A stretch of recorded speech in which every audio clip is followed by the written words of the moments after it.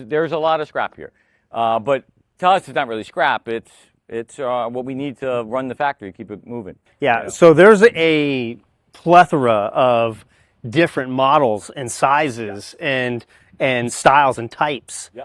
So let's walk through them, right? Yeah, for sure.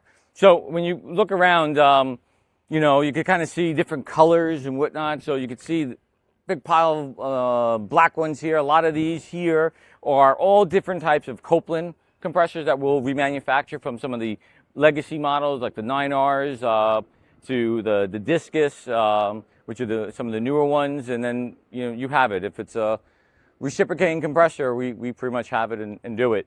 The ones over here with green and gray, you got some Carrier Carlyle compressors, you know, for all different types and models.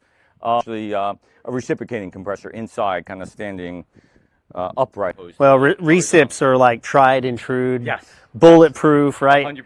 Yeah. So you're cutting these things open. Yeah, and you'll see inside. We'll cut them open, pull out the guts, remanufacture, you know, disassemble them, go through a cleaning process, put it all back together, you know, with the cylinders done right, back to the right specifications, new parts, round motor, and we'll then seal them back up. So. Okay. So obviously these things are all different kinds, right? Yes. I see Tranes here. I see some Carrier stuff here, yep. Copeland stuff. Like, yep.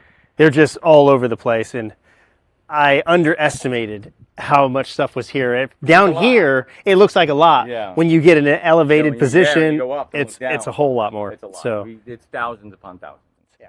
You know, have to feed the factory. So we make sure we have everything that we need to keep the production rolling, as well as be able to supply whatever we need for our customers. So we're like a compressor specialist in a lot of ways. The compressor doctors. Yes. Yeah.